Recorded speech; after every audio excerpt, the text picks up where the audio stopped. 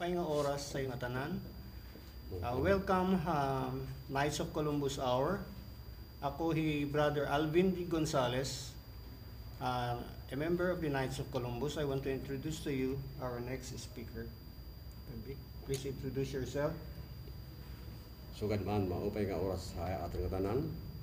Ako hi Brother Lacdao, usa nga District Deputy han Visayas District B101, and covering the Council of Lalawigan, the Council of Batu, Council of Santa Maria, Council of Sabang, and the Ando Island Council.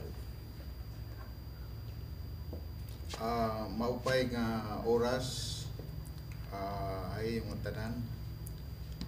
Ako hi Brother Reynaldo R, Cillo, and Santa Maria Council.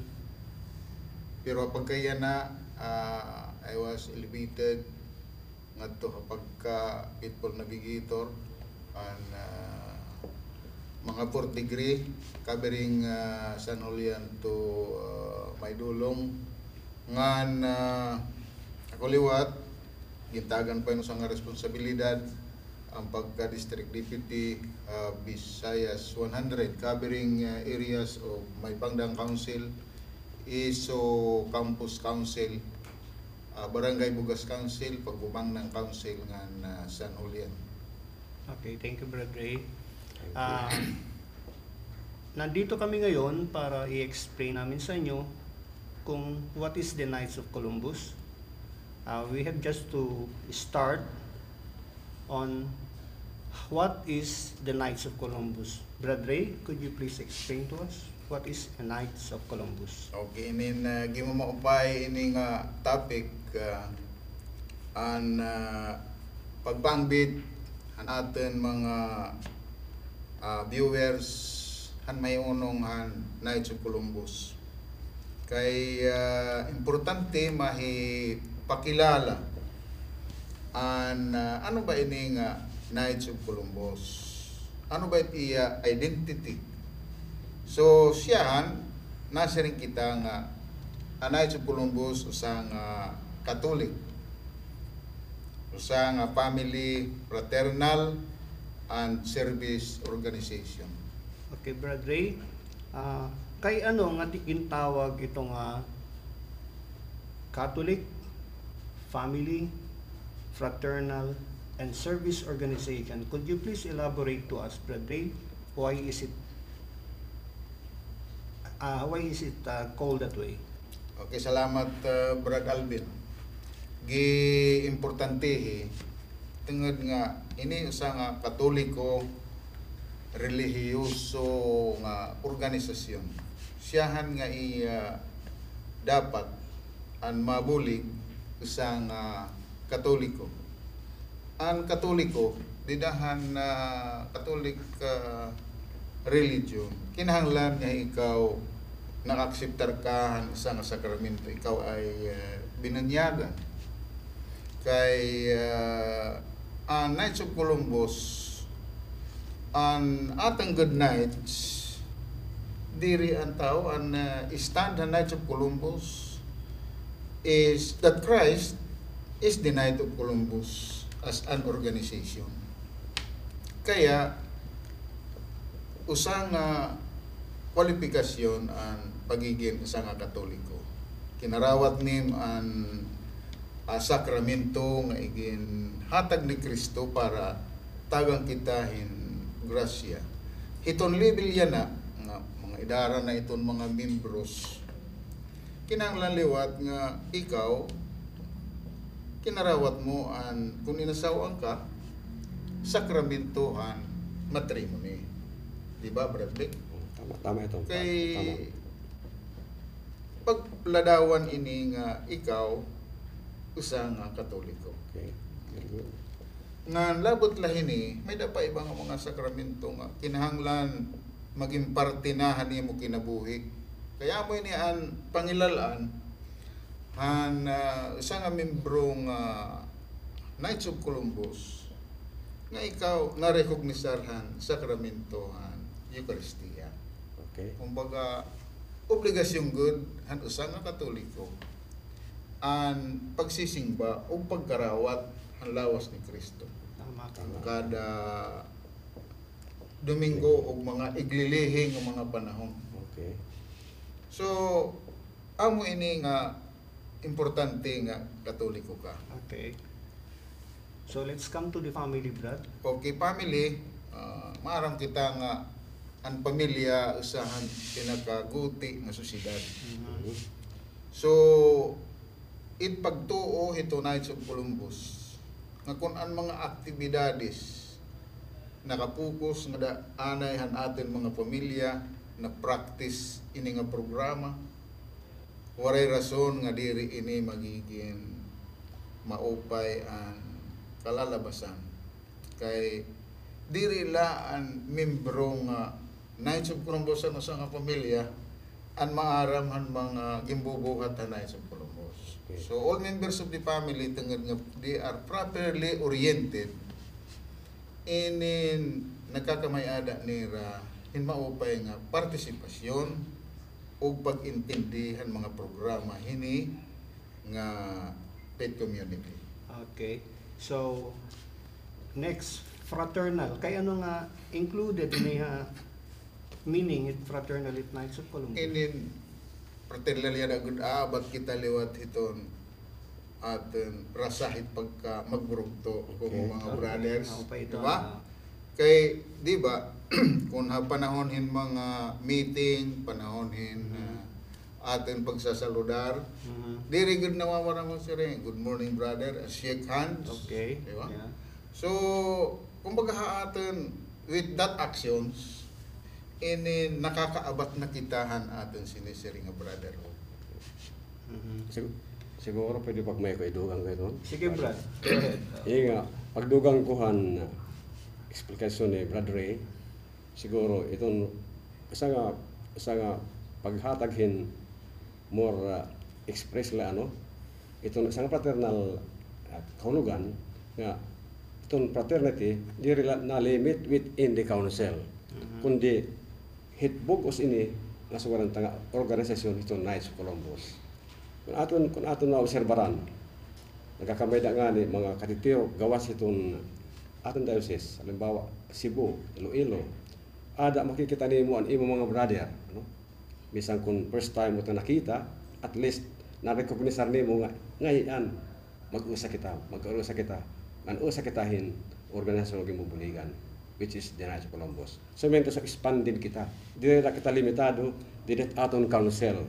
So hikadaman nakikita ato mga brother. O Brad Big, kay usa ka basis, sining ba ako?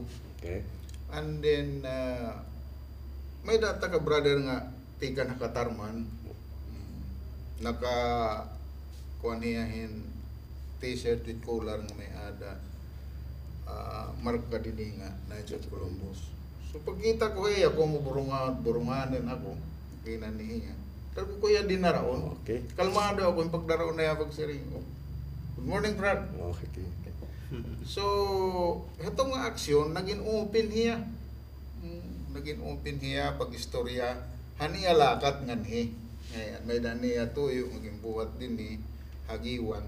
And then, tungod nga, nagkataon nga, Domingo nga adlaw, sining bayan, nga nagkita ka. So, nagkamayada ko extended nga kilala katarman. Tama brad. Oh. Okay. Pareho na dulugang ko paano. Pero akin liwat ano. One time nag-travel ako nga sa Manila, ano? Ini nga dan akon pagka sa Manila, med ako iging kahibalag nga mga sino ko padero kinikilala. Pero at that time kay pagikang ko din habongan, nakabado kan akon t-shirt nga may logo. Naburing na ako nga nagsignify akon, nagpakilala nga, nagsiring niya, Brad, from what council do you belong? Siring ko from Eastern Samar. So dida, maupa ang reception niya pag tagad niya akon. So nakit aton pinaagi niya nung aton fraternal brotherhood. Di rin la din aton kaluguran ng council, kundi hagawas nakikilala kita. Thank you, Brad. Brad Ray, please allow me to expand what it means about service organization. Okay. Okay, we're in a new Colombian year, and we had adopted a new theme called Faith in Action. Ini nga Faith in Action, may kita mga involvement and commitment para itong mga future programs na atong ipe-perform. First, una is about the faith. Okay. Second is the family. And then third is the community. And fourth is life. So, in these 4 service programs, dida kita magpe-perform hit mga serbisyo hiunong it aton programa. Activities, actually. So, all councils in the entire bugos nga kalibutan, ubos nga Knights of Columbus will be performing the same service programs of the Knights of Columbus. Yun, that is the whole explanation. What is the Knights of Columbus mean? All about. It's all about. What is it all about, the Knights of Columbus? Okay? So, may I ask you, Brad? Columbus, siri pa kanina ni Brad Ray, first of all, he must be Catholic. Ano? Yes. Katoliko hiya. Uh-huh. Ever since. He must be at least 18 years of age. Okay. Even 18 years. nga siguro itong pag-70, basta pwede ka pa. Ano? Okay. Kumbaga able ka pa. Makabuli itong mga different activities. At least 18 years of age. Okay. Kaya na nga ni nga year, ano? Yan nga Colombian year. It aton bago nga memorandum nga igimpalusad ti ka na Supreme Office, tinatagan hin doon, emphasis ang pag-recruithan younger seat ng mga members. Tinatagan hin doon. Dili na ulugan, dili liwat kita panahon era. Ani kaduha? Ikaduha. He must be a practicing Catholic. Okay. What does it mean kung nasin kita nga practicing Catholic? No? Itong practicing Catholic, nasunod diha, didahan, napulo kasuguhan Diyos, in commandments. Okay. No? Yeah, Siguro maaaring naman kita, siguro kung pwede pa natin i-mention ito nga napulong kasuguhan Diyos, pwede natin i-mention. Pero maaaring kung damo ng pag-aram ito. No? Okay. Yes, Brad. So, to mention one, siguro, I am the Lord thy God, you shall not have strange God before me. Sa ito na, no? Isa pa, nga dapat kunta, sa nga membro, mahibaro, as a practicing Catholic, hibaro hiya liwathan obligasyon niya as a Catholic, kung ano ang iya obligasyon hasingbahan. May nakita tinatawag din nga, dapat buhatan sa nga membro, ano? Kinanglan, masingbahiya, attend Mass on Sunday and holidays of obligation. Okay. Ang ikaduha, to fast and abstain from meat on appointed days. Okay. Brad Vic, I have to cut this short. Okay. Let's, in order for us to pave the way for a video clip from the Supreme Council, let's watch po ditong video clip na ito para magkaroon tayo ng idea of what is the Knights of Columbus all about. Okay. We will be back in a few minutes. In 19th century America, Catholic immigrants began arriving in droves. They were often not welcomed into American society. One of the perennial questions in the 19th century was concerning whether the immigrants coming to America from Catholic countries could be faithful Catholics and at the same time loyal Americans. That sparks a conflict, a struggle, if you will, that's going to last much of the 19th century. Catholics were often ostracized in communities across the United States. Their churches were burned or graffitied. You really are dealing with a visceral anti-Catholicism. But even without this prejudice and fear from the Protestant majority, the Catholic immigrant population was already in a state of crisis. They're working in the most difficult jobs, the most dangerous jobs. People get tuberculosis, people have industrial accidents, people have heart attacks, they drop dead. So this is long before unions. This is long before workers' compensation. This is long before any kind of safety net exists. Catholics were also barred membership in many mutual benefit societies, meaning husbands and fathers had no means of protecting their family in the event of an untimely death. Many widows found themselves and their children doomed to destitution and ruin. If you could not support your children, the probate court would come in and take your children and farm them out. They would literally take children away. It is exactly this dismal situation that prompted a young priest into action. Venerable servant of God, Father Michael McGivney was the assistant pastor at St. Mary's Church in New Haven, Connecticut. He was deeply concerned about the pressures tearing apart Catholic immigrant families. On October 2nd, 1881, he called a meeting of local Catholic men in the basement of his church. He shared with them his vision of a Catholic fraternal group bound by the spiritual principles of charity and unity. Christopher Columbus is seen in the 19th century as in part an evangelizer. He brought not only the European settlements, but he brought the gospel. He brought the Catholic faith. Also, the term knights focused on what we would call today the knightly virtues, being there to defend the weak, helping those in need, defending the Catholic Church. The Knights of Columbus from its very first was an effort to make sure that women and children who became widows and orphans did not, in addition, have to suffer becoming destitute. And the Knights became chief defenders of Catholics in that time period. So all these newly arrived immigrants saw the Knights as protection against prejudice. And that was a very, very powerful lure. The popularity of the Knights soon grew internationally. Before the turn of the century, the Knights had expanded into Canada, establishing the first council in Montreal. James Guerin, the city's former mayor, served as the first Grand Knight. Well, the Knights came to Canada in 1897 in Montreal, and since then we have expanded throughout the country in every 10 provinces. There is a Canadian connection to Father McGivney because he studied in Saint-Hyacinthe, Quebec. There was a seminary there, and he studied there for a year. Father McGivney's presence in Canada could be related to years after, and I'm sure that helped in the growth of the order in Canada. Within 25 years of the founding, we had councils in every single state of the Union and nearly all of the provinces of Canada, and had councils as well in Mexico and in the Philippines. As the Knights spread around the world, they continued to defend the role of Catholics in American public life.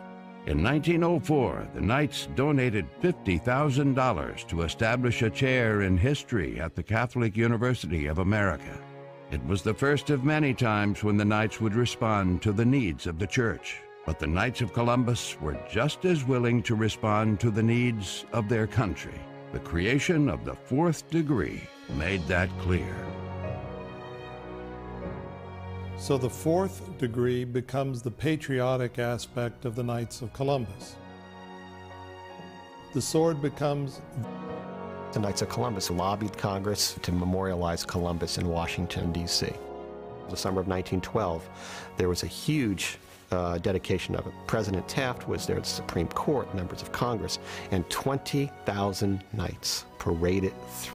Brother Vic, to continue, he said earlier about to follow the 10 Commandments, and then now, yan na.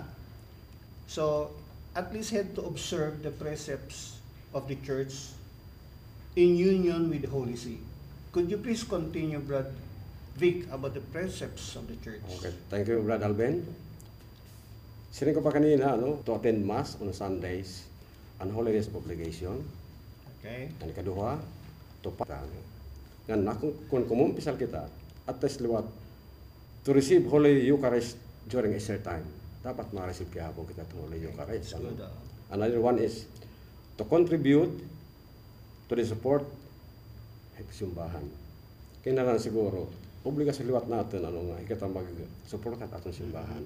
Kaya maroon naman kita nga itong kapadian, o nadipindihit kung may sisir ang kabugtuan. Yeah.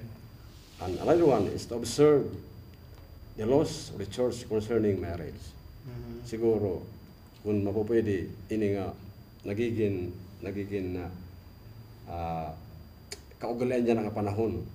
Nga, itong karakan siguro naobserbahan natin nga ito nag-aaragsawayan na adihin mga live-in nga sistema. So kung mapupwede kumbaga i-discourage natin ini kunta para maging mabindisyon na nila dapat kunta magpakasal. Labi na itong ada pala kuntahin civil marriages, dapat kunta magsabik sa simbahan para makasal. And last din to join missionary spirit and apostolate of the church. Siguro kung may nakita panahon, labi na aton mga younger set, aton mga members kung may nila panahon, siguro pwede kita kung nanginginahanglan sunod itong profession itong pagkapari.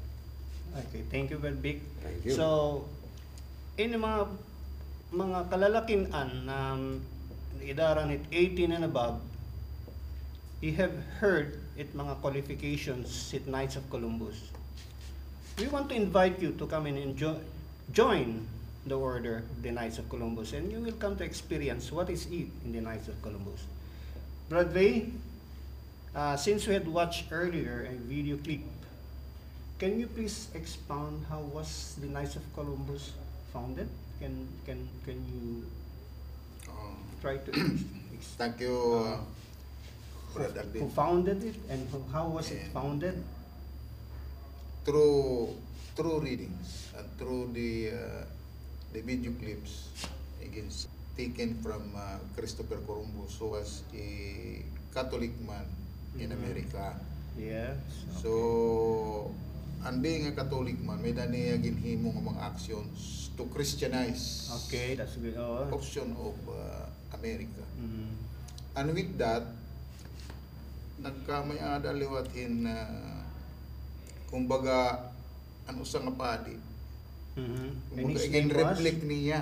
Okay. It was What's the name of the priest? Father Michael McGivney. Okay, Father Michael J. McGivney. McGivney. He is the founder of the Oh, Knights of Knights of Columbus. Columbus. Okay, go on. So, Brother didahan mga iyapak ni Christopher Columbus. Makakaruya gud niya nga diri laha Amerika ini mahimo. Ray. Mhm. So, naghimo iyan pamaagi as the founder nga magsarang ini habugos ng kalibutan. And in the Philippines, we have that Father George Wilman. Wilman. And I know you know that. Yes. Diba? Yeah, tama. So, kung aton ko uong katon an iya baga pagmalaka himuhini. He started from a very small council Yeah. in Made up of 1947. So in 1947, but he was initiated in the year 1938. okay. Mhm. And then he became the chaplain of that when he organized So sinabi nga George Wilman is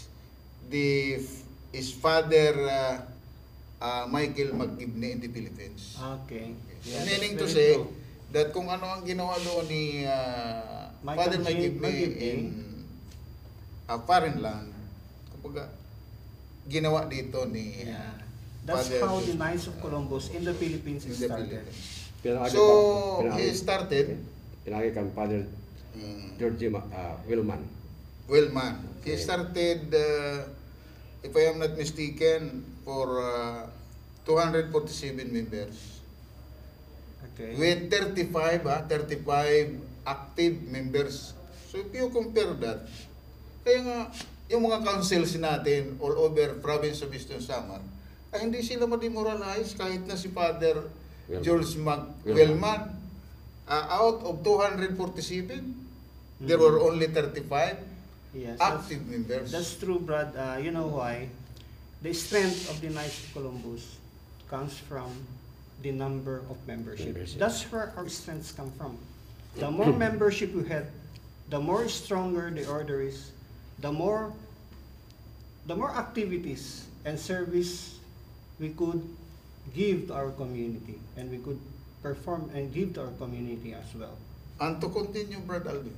Yes, Brad. So, Father Wilman was not demoralized.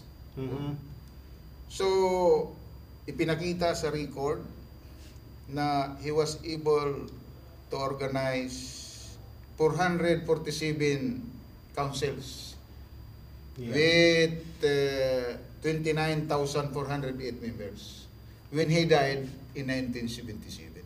So it's on record. Okay. So that's why, comparing from the start and movement and paniguro, he was able to grow the Knights of Columbus in the Philippines. That's And correct. now, That's correct, Brad. I think there is a figure that would be mentioned by other speakers. Yes. Okay, thank you very much, Brad Ray. So, my brothers and sisters, that's how the Knights of Columbus was founded. The Knights of Columbus was founded by the Venerable Michael J. McGivney. The Knights of Columbus is trying our best in order for him to be blessed, in order for him to be a saint. Damo yagin buhat, especially in hadto pa na his concern is about the family. Labi na't mga kablas na pamilya na when a father die, the family suffers. Waray na nagtitimang mahira. So the main objective ni Father Michael J. McGivney, he made a mutual fund, itong ang sisiring na insurance, para maprotektahan it mga pamilya. And up to now, the KC Papi has grown so huge na damo na haaton na nagiging miyembro, nag-enroll in order for us to be insured as well. Di ba, Brad Big? Okay. I know that you're insured in the KC Papi as well. Yeah. Tama ito, Brad. So, yan na. Brad Vic, I know that you're well acquainted itong mga main objectives itong Knights of Columbus. Can you please give us what are the main objectives of the Knights of Columbus? Okay, once again, thank you, Brother Alvin. Okay. The main objective of Knights of Columbus are as follows. I-itemay ko siguro. Number one is to support the church. Pag-support ng simbahan. Ikaduha, to build fraternal bond through social, religious, educational, and athletic activities. Okay, yes, that's correct. Next Brad one Vic. is to provide comfort and assistance to the sick, disabled, and needy members and their families. That we have been doing, Brad. Yeah. Other one is to reach out to meet community need through program and charity services. I first, excuse me, Brad Vic, let me Okay. cut you short. Okay, Ano? okay. Brothers and sisters, we have Brad Vic in front of you. Actually, he is an awardee. Ang tawag po doon ay Star Council Award. Ang mga binabasa niya ngayon, mga objectives, nagawa na ho niya. Itong mga activities, mga programa, nabuhat na niya, kumbaga. That's why he has all the right to say all these things because he was able to perform and deliver all these services. Go ahead, Brad. Actually, Brad Vic. Brother Alvin, I am very much thankful sa imo. Kay in the first place, I am just new to the Knights of Columbus. I have started joining the Knights of Columbus way back 2013, 2013. And to this time, naabot pala siguro yung mga 4 years itong order of Knights of Columbus. Kung nasa rin ka man nga, nag-reach out akini, itong tunod han yung suporta nga diha akon, ang pagtutdo niyo akon, ngan akon liwat sinusunod yung mga tutdo ini. Kaya amo man ini aton pinaka-basic role pagin member ng Knights of Columbus. To continue, Yes, and please, last nga objective ito Knights of Columbus to provide for financial security of the members and families throughout fraternal insurance program. Insurance, Actually, kaya na Brad, imo na inigin istorya. Kasi ang main objective ito Knights of Columbus, sa rin pa, is to provide security among its member. Kay siguro it is normal nga itong member ng pamilya and we have to accept it squarely nga itong kinabuhi itong tao. Di kita maaram kung saan it naabot kaniatan. No? So, para makahatag kita yung serbisyo, labi na nga itong pamilya. So, itong kisipapi, itong aton insurer, ano? Naghahatag hin protection, pinaagi ito nga tanang member itong Knights of Columbus nga mag-enroll kita. Kaya there are many plans nga affordable na kaya ihatag nga dahil ito kahatag sa member. That's very correct, Brad Vic. Thank you, Even Brad. me myself has enrolled in the Knights of Columbus, pero diri ito na akong purpose, Brad. My purpose is not to be insured. My main purpose is to help priests. Once that you enroll in the insurance, in the KCPAPI have priests who are going to school under their scholarship program. Ganun ho, mga brothers and sisters, that yung KCPAPI ho, yun ang nagpapaaral ho, mga pare na gusto maging pare. Sila ho gumagastos, ang pundo ho galing sa KCPAPI. Kaya madami na ho mga kaparian natin na nag-graduate dahil ang KCPAPI of the Knights of Columbus, sila ho ang nagpaaral sa kanila. That's how important why I enrolled in the insurance firm of KCPAPI. Tama itong Brad, ano? Tama itong Brad, kay siring pa, kung kita, mag-enroll itong insurance itong Knights of Columbus, dami atong kabubuligan. Yes, no? correct. Actually, may dami itong nga, ginahatag nga scholarship nga aton mga kabataan. Mga kabataan, no? Itong haniyan ang nga year, ano? Nagkamay na kitahin, didahan kito 12 kung hinuan mag-qualify, pero itong qualification ito, dapat at least ang parents, membrohan Knights of Columbus. Okay, yeah, that's no? right. So, kung hinuman na baga nakakapamati o nakakakitahin nga video, nga member to Knights of Columbus, in-encourage sa kamo nga pagpa-enroll kamo itong KCPAPI Insurance. Kaya dako ito nabubuligin yan. Nakakabulig na kita nga rahit atong kalgwaringan, tamo paliwat nabubuligan naton nga aton mga kabuktuan nga dapat kung makinabang ini nga mga benepisyo. That's correct, Brad Vic.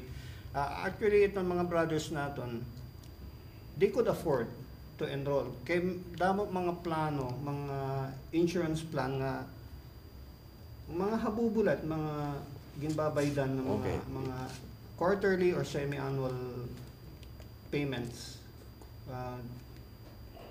As explained to us last week, may bag-o nga plan nga introduce nila bisan ko ng mga fishermen, mga parag-uma, they could afford to pay this plan na ito. Actually, Brad Alvin, may nakakunta karang i-mention ng mga plano nga which is affordable hit nga tanan, ano?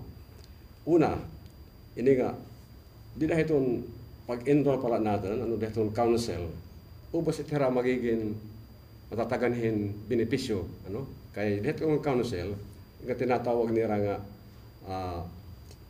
siguradong 20. No? Okay. Itong sistema lain di dahil itong roster, kung pipira itong member sa nga council, they will only pay an amount of 20 pesos per each member. Then, ubos na itong hera cover.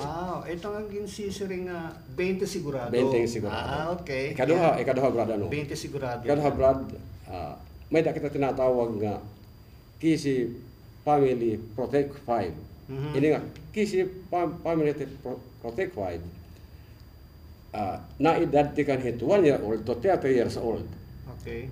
To give an example, ano, ini nga, kung apo o anak, ngayon na palahin mga 18 to 20, pwede ikuhahin protection nga na worth 100,000, even to $500,000, pero ang babayaran nimo is minimal, gutila. Example, kung ini nga bata, kan imo ko tani may kaanak kay gin-insured nga edadhin 20 years old, pwede mo kuhahin 100,000 worth of insurance, aniya babayaran lamang kung pipera in a year. orang madi-discourage ka nga kay 341 pesos ang 56 centavos. Ano Imagine, oh, kayang-kaya 100,000. Iton ba nga kuan? Iton ba nga insurance? Is that for life? No, actually, that is very good question. Ano? Hindi nga tinatawag nga Kisi Family Protect 5 plan. Inilahin panugtuban is only for 5 years. Okay. Kaya ano, gimbuhat natin gimbuhat nila kaya para maging affordable lang itong tanan. May maliwat na tinatawag ng mga endowment plan o iba ba nga mga plano. Pero inini nga kanya naging meminisyon nga ang katayuan ini nga didahan council matagan hin affordable nga amount in insurance ang kunta kada member bisan pinaka lowest itong iya pagpangita. Fisherman, tricycle driver, mga low-income family, mga self-employed, pwede ma-qualify. Itong kondisyones, Brad Big, okay. may dabay ni endowment, ano ito, contestability period? Okay, that's a very good question. Ini nga tinatawag nga, Kisi Family Protect 5, may dahil niya tinatawag niya contestability period, only for 1 year. In case, itong insured, may tabo after 1 year, then no more contest, babayara ka kung pirampis amount. Pero before itong, kung halimbawa may mahinara po didahan insured within a period of 1 year, ang mahinara po haya, ibabalik na tanan niya igin bayad plus interest of 9% ibabalik ang tuhan pamilya. Thank you very much, Brad Big, for that enlightenment. Okay, thank you. Brothers and sisters, we will just have a break to pave way for a message from Cardinal Gaudencio Rosales. Please watch. We will be back in a short while.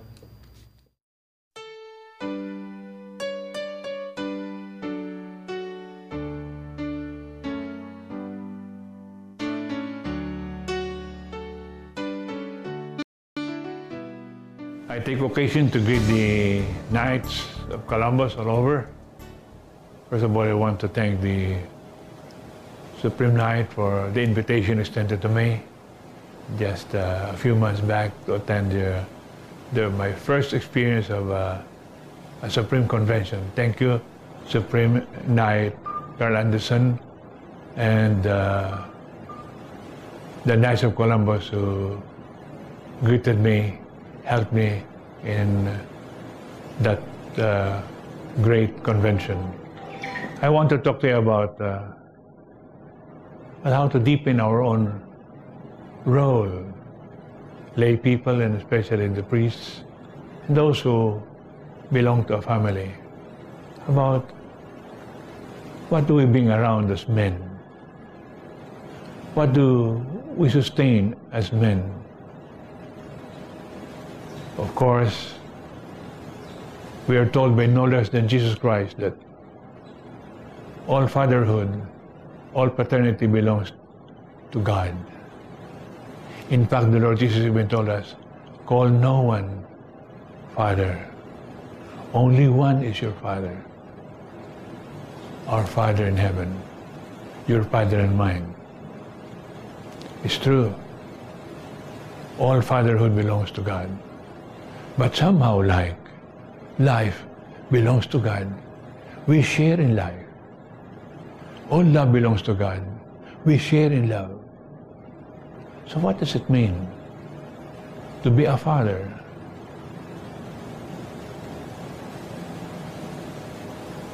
To be a father means to begin, to initiate, to start, to sustain, to defend. It belongs to God, ultimately. But somehow, you and I, we share in those roles of beginning what is good, of sharing what is life, of motivating people to love, to defend values, what is good, what is kind, what is just, what is right, what is compassionate. And if we do that, all of you who share in that role can be called to be sharing in the role of fatherhood. When a little child, a toddler beginning to walk, gets the encouragement from the papa, or why not even a mama, the role of encouraging the child, helping the child, keeping the child safe, is the role of fatherhood. So you begin to see that all of us in some way could share in the fatherhood of God. Mothers have their way of sharing. But fathers, being fathers, initiators, beginners, motivators, sustainers, defenders, maintainers of what is good, of what is just, of what is true, what is healthy, what is love, compassionate, what is bad. All of us share that role with God, whom Jesus says, you must only call him Father. But as we share in life, in these roles, in these responsibilities, we also share in the care, in the concern, in the love of God. And for that reason, you can be called fathers. Now what do we have to do now? Defend life? Sure. But how about the values that protect life? How about the truth that is supposed to protect life? What about the health, the good health, the right mentality, good thoughts, values of sharing? May we not, or will we not, share in this, which is also part of the goodness of the paternity of God? Then we ask, how do we share this? Where do we start? With the ones closest to us. Are there still fathers in the home? In the sense that we're talking about. Oh yeah, prayer would be one. Initiating prayer, defending prayer, motivating prayer among the young. Within the walls of your homes. Just as men would defend what is right and just out there. Also a role of fatherhood. The question is, are there still fathers in their homes and out in the streets? This is a challenge to all of us. Not only to you, brother knights, all male in this world who believe that there is a transcendent Father above and around us. We take part in it, we share it. This is perhaps the message we shared with you. In my own way, I share with brotherhood like with other brother priests and bishops that I had. In my way, they share this. And God expects this because He's the one who gave us life.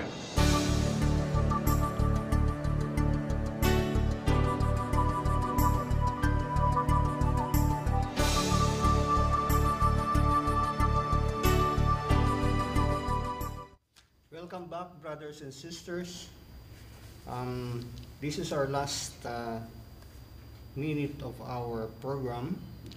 We just want to zero in on the cardinal principles of the Knights of Columbus. We have the so-called principles of the Knights of Columbus, wherein Brother Ray will be the one to give us the first cardinal principle. Brother Ray, could you please do the honor? Thank you, Brother Alvin. And sa nga prinsipyo nga dapat pagbuhatan itong membro as Knight of Columbus is charity. So correct. Charity is very naiintindihan natin ini nga tanan nga ang pagiging mahinatagon. Correct. Yeah. Nga daan atin mga ikasitao. It is not only limited to the members of the Knight of Columbus. Correct, that's right. But for those who are in need. So, Pero di dahil atin council, kinikita natin.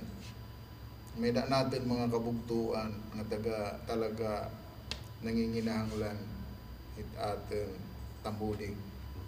So, na-experiencean ko yan nga iba feeling kung nakakapaghatag kita nga dahil atin mga neighbor, nakakabulig kita. As if may da natin kumbaga satisfactions nga naaabat. Kalipay nga hindi natin ma-explicar ang paghahatag, ang pagbulig in normal life or even in time of disaster or calamity. Okay. So that's why nalilipay ako ang mga councils, just like the Council of San Julian, nga even waray pa kuan hinin mga anuman na mga remalaso, kada nira pag-meeting, the Grand Night in San Julian is requiring members to bring something. Oh, that's good. For their project. For their project, okay. which they intend that to happen during the month of December. The marketed month of December is a month of giving. Diba? So we want really that Christ be experienced by our brothers and even our neighbors. Correct. By the way of giving what we can. I believe Brad Vic, May Dulong Council was under you last year. Yeah. Now, I learned from the May Dulong Council that once a month, they give food to poor families. They distribute food to the poor families. So I'm not, kaya hindi ako magugulat na magiging isa sila na Star Council awardee last Colombian year. Tama yan, Brad. Tama yan. Because of the activities that they had been undertaking. Actually, to add more, Brad, yan, kinakatang ko pa ang Council May Dulong. Basta nga, again, promesa ni Bradley yung lost ang Grand Night dito nga magkamay dahil activity, labi na ang paghatag gantuhan mga tayaw nga barangay in mga pagkaon, especially nga dahil mga kabataan. Correct. Very correct, Brad. Mga kabataan. Okay. So, what is the next cardinal principle? Cardinal principle is unity. So, ini importante ang pagkaroon sa tika nga natin. Kung baga kinukonsider natin it councils and our group as a family. We should be united. Correct, Brad. Yeah. If there are problems na nag-arise, we should have also mahimo natin masolbar, masettle within our initiative. Yeah, tama yan, tama ba? Tama yan. So, kay kunwari ini nga prinsipyo, ini magmamakuri kita maka-move on, di ba? Kay may ada nakakaulang dili kuan. Ang pagkasettle ng mga kay bisan kun mga tigurang na ini may dagyapong panahon nga diri nagigiayon-ayon yung mga ideya. So each member is expected really to submit themselves for solutions. Okay. So we can gain unity. Unity. Yes, it's oneness. So if now third, because of time, we have fraternity. We have been discussing this. Brotherhood. That's fraternity. Expanded brotherhood.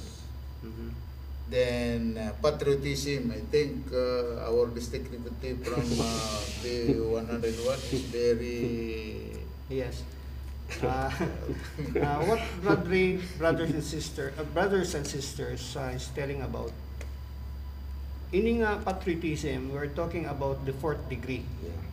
The fourth degree is an honorary group wherein we, being a fourth degree member, we should be patriotic.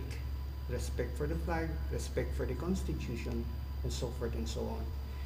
If ever you could see brother knights wearing the regalia, that is the fourth degree. Mga brothers, makikita nyo yun, whatever events na meda nakasuot ng regalia, that is the patriotic degree na tinatawag. Siguro, Brad, pwede makapagdugang. Yes, Brad. Ano? Since ini nga itong topiko yan na unang inihiton maging member ng Knights of Columbus. Okay. Kaya ko lang ig-sumat aton tabad aton mga mamarati. May da kita tulo. May da first degree, may da first degree, second degree, Okay. third degree, which is ang third degree ang tinatawag nga full knighthood. Knighthood, yes. And makanila makitahan Fourth degree. patriotic degree and Fourth fourth degree. Very good, Brad. Thank you so much for that enlightenment. I just want to add about charity. I have read in our Colombian magazine wherein our Supreme Knight, Brother Carl A. Anderson, said that charity motivates our faith. Yeah. And then, it aton pagtuo, our faith is supposed to be shared to others. That's the reason why we are recruiting new members in order for us to share ini nga pagtuo. So, brothers and sisters in Christ, in finality, I just want as your state family director, since today is October, it is the Holy Rosary Month, I would like to invite all brothers in the Knights of Columbus, in all the councils in the Diocese of Borongan, to please join us in undertaking the future program of the Family Night Prayer. Invite your families in order for you to pray the rosary, hatag sa tagsa nga panimalay niyo. Plan and then organize so we could complete ini nga Rosary Month. Damo nga salamat ini Brother Alvin Gonzales and EU Knights of Columbus State Family Director. Brother Vic Lacdao. Brother Cillo. Damo nga salamat kayong tanan, and we will be back next week. Thank you so much.